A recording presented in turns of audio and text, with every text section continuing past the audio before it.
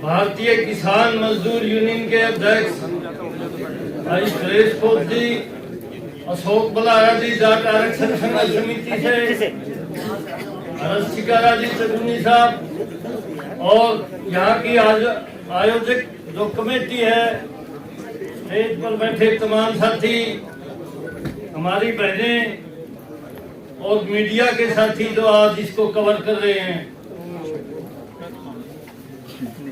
साथियों और भाइयों, हम इस सम्मेलन के माध्यम से आज सरकार को आपसे बात कर रहे हैं। एक माध्यम बना ये सम्मेलन, और मैं अपनी बात करूं, भाई घना ज्यादा पढ़ा लिखा व्यक्ति नहीं हूं। मेरी बातचीत में हरियाणवी रहता रहेगा, शायद आपको अटपटा भी लगे। एक बात जो मैं महसूस कर रहा हूं कि जिस इलाके में हम बसते हैं, जहां हम रहते हैं, वहां के हालात, सामाजिक हालात किस तरह के हैं वो आपको बताए, और आप लोग किस रंग ढंग में अपना जीवन यापन कर रहे हैं ये भी हम जाने। इस सद्भावना सम्मेलन के माध्यम से ये सारी बात भी हो, और ये बातें तब और ज्यादा महत्वपूर्ण हो जाती है जब सरकार में बैठे लोग, सत्ता में बैठे लोग हमारे सामाजिक भाईचारे को तोड़ने की कोशिश करते हैं।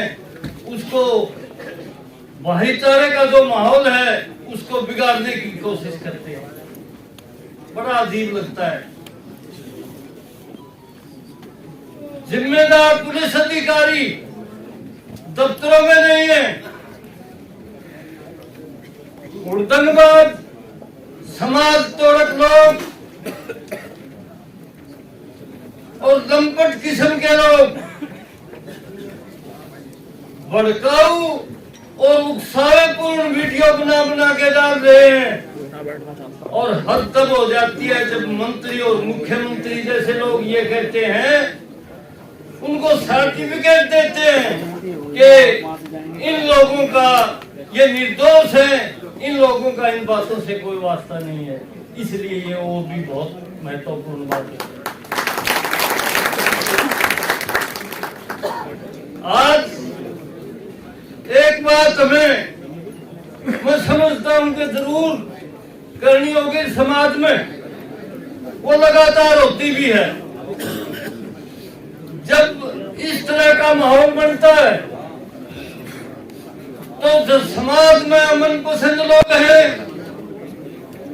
जो भाईचारा चाहते हैं, उन लोगों के बीच में, और जो उड़दंगबाज है, लंपट किस्म के आदमी हैं, जो समाज को तोड़ने वाले हैं, फिरका परस्त हैं, और ज्यादा कहूं तो जो गुंडे हैं, उन लोगों के बीच में खुदाई घुस जाती है, लकीर घुस जाती है। और जब अमन पसंद लोग अपनी जिम्मेवारी निभाते हुए इन लोगों के खिलाफ खड़े हो जाते हैं तो ये समाज में अलग थलग पड़ जाते हैं। इनका के लिए कोई रास्ता नहीं बचता। परंतु ठीक इसके विपरीत अगर ये अमन पसंद लोग अपनी जिम्मेवारी से कहीं ढिलाई कर जाते हैं, कहीं लापरवाही कर जाते हैं, तो ये लोग समाज का इतना नुकसान कर जाते हैं जिसको मापा और तोला नहीं जा सकता। भाई इतना नुकसान हमें देखना पड़ता है। इन्हीं हालात में हमारा हरियाणा में नूह के इलाके में इस तरह की कोशिश की गई, और जब ये कोशिश की गई तो हम जो खापों में काम करने वाले लोग हैं, खाप पंचायतों के प्रतिनिधि और किसान यूनियनों के जो लीडर है वो सबके सब में एक चिंता की लहर दौड़ गई कि हरियाणा में क्या हो रहा है, कभी हमने सुना नहीं, देखने देखने की तो बात ही आजादी के बाद सुना भी नहीं। जब इस तरह की बात होगी तो इसके ऊपर काबू कैसे पाया जाए, हमारे सामने ये सवाल था। मैं सतरौल खाप से आता हूं और सतरौल खाप में हमने किसानों की समस्याओं पर चर्चा करने के लिए 9 अगस्त का क्रांति दिवस, उसको मनाने के लिए पहले से एक मीटिंग बुलाई हुई थी। जैसे इनू की घटना हुई, नू में दंगे हुए, हमने अपनी उस मीटिंग को चर्चा करी पूरे विस्तार से और उसको सद्भावना सम्मेलन में, शांति सम्मेलन में शांति की अपील करने के लिए बदल दिया। ये किस इलाके में ये पहलकदमी हो, ये बांस का इलाका हरियाणा का सबसे बड़ा गांव में से एक गांव, सबसे बड़ा गांव है हरियाणा का, उसको क्यों चुनेगा? इसके पीछे भी जब सोच बनी हमारी तो ये पाया गया कि यह इलाका खाप पंचायतों के मध्य में स्थित है। हरियाणा के कैथल से लेके नारनौल मेहतरगढ़ तक और हिसार से लेके दिल्ली से होते हुए पूरे पश्चिमी उत्तर प्रदेश में उसके बीच में बांस गांव पड़ता है, जिसकी आबादी लगभग 20,000 है। इसके अलावा यह भी देखा गया कि भाई इस इलाके में जो काम करने वाले लोग थे, जो सांप्रदायिक सद्भाव के नमूने थे, उनको भी हम याद करें इस मौके पर। उनकी भी जो समाज के लिए सेवाएं रही हैं उनको भी याद करें। जब इस बात पर विचार हुआ तो भाइयों सबसे ऊपर चौधरी छोटू राम का नाम आया। चौधरी छोटू राम, जिनको मुस्लिम भाइयों ने ज़ैर-ए-आदम कहा, दलित और पिछड़ों ने दीनबंधु कहा और अंग्रेजों ने भी उनको सर कहा। तीन उपाधियां उनके पास। ये बात भी वहां नोट की गई हमारे विचार विमर्श में कि चौधरी छोटू राम की क्रम सथली है। ये सतरौल खाप का इलाका, यहाँ मियां सर फजले हुसैन के साथ मिलकर चौधरी छोटू राम ने यूनियनिस्ट पार्टी का गठन किया था, जो सारे की सारी अपनी ताकत के साथ हिंदू, मुस्लिम, सिख और ईसाई की एकता के लिए लड़ती रही। और उस जमाने में कांग्रेस को, मुस्लिम लीग को यहाँ पैर पर पसारने नहीं दिए और एकतावादी पार्टी थी, जो यूनियनिस्ट पार्टी थी, वो लगातार सुबह के इलेक्शन जीतती रही। इसलिए उस इलाके का चयन किया गया था हमारे। मैं 2-4 कुछ ऐसी ऐतिहासिक घटनाएं आपसे साझा करना चाहूंगा, जिन घटनाओं के कारण हम मुस्लिम, हिंदू, सिख और ईसाई की एकता की बात करते हैं। बात सन 1942 की है। 1 मार्च 1942 में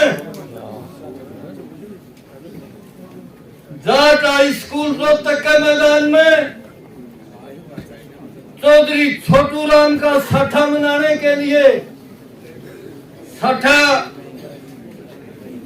उसको कहते हैं जब 60 साल पार कर जाए।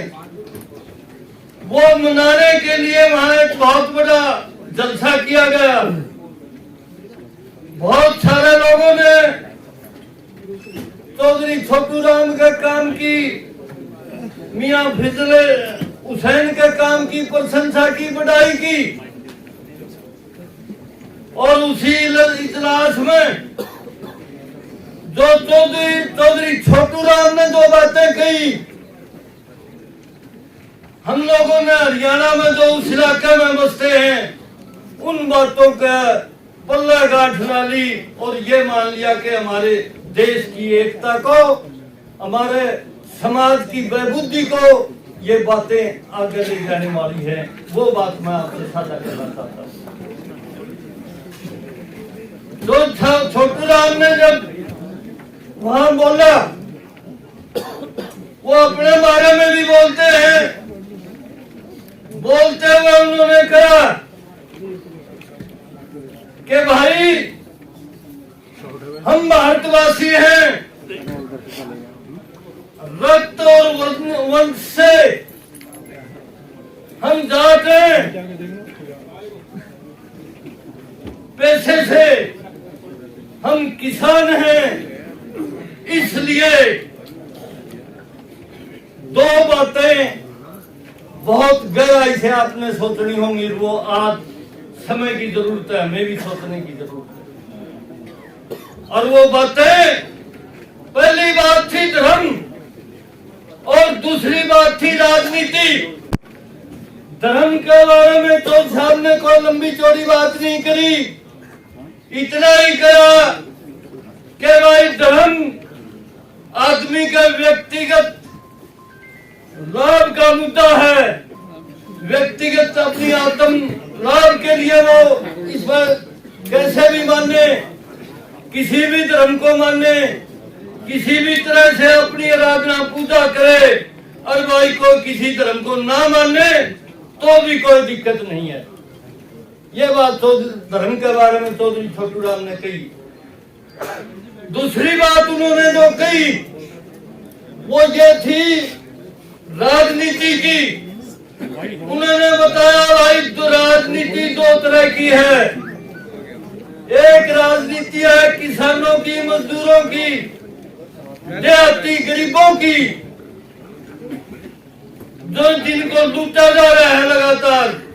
और दूसरी राजनीति है बड़े बड़े पूंजीपतियों की और इदारेदारों की।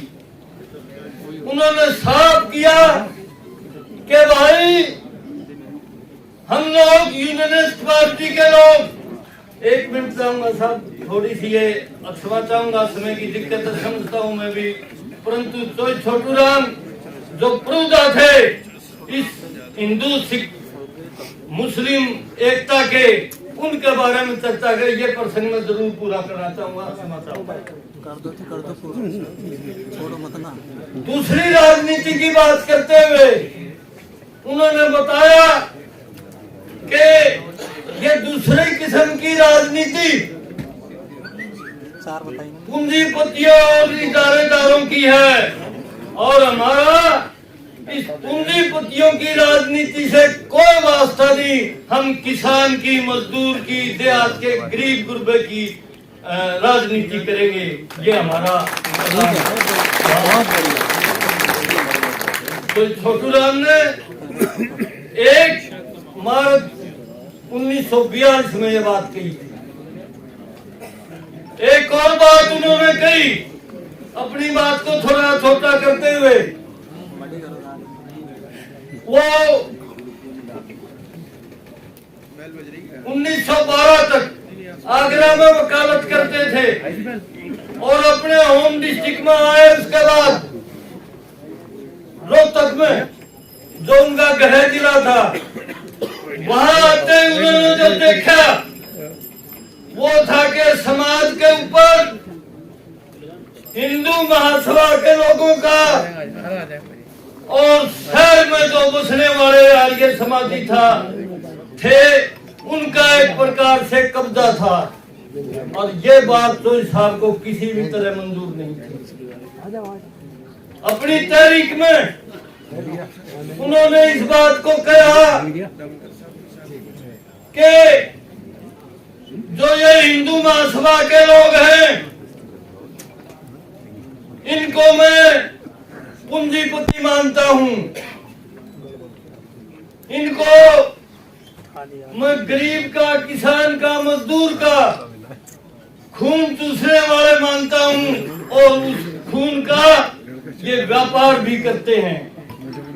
हिंदू महासभा के लोगों को कहा ऐसा, तो साथ की साथ ये भी कहा कि भाई ये आदर्शवादी बात करेंगे, बढ़िया तहरीक करेंगे लोगों के साथ, मोटे शब्दों में कहूं तो चिकनी चुपड़ी बात करेंगे और अपनी लूट खसोट को जारी रखेंगे।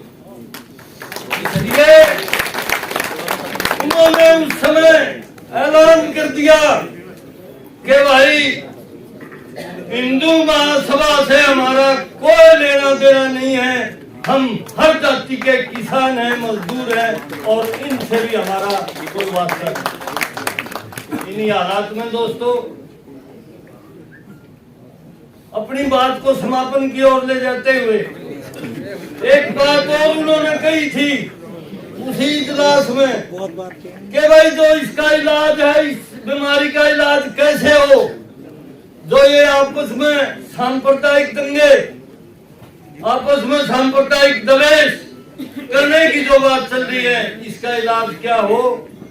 उन्होंने बताया था कि भाई इसका इलाज एक है कि पूरे की पूरी जनता आर्थिक आधार पर, अपनी आर्थिक मांगों के आधार पर इकट्ठी हो, अपनी जिंदगी की, अपने बच्चों की बहबूदी के लिए, अच्छी शिक्षा के लिए, अच्छे स्वास्थ्य के लिए, और किसान अपनी मेहनत की पूरी एमएसपी की जो बैठे हैं कोच साहब और चंदूनी साहब बताएंगे आपको, वो सारे की सारी मांग लेके जब हम लड़ेंगे शासक लोगों से, सत्ता में बैठे लोगों से, तो भाई हमारा किसान आंदोलन का इतिहास बताता है कि किसी तरह की भी लाग लपेट में कुछ भी कहो, किसान आंदोलन के दौर में हमें क्या नहीं कहा गया, गुंडे कहा गया,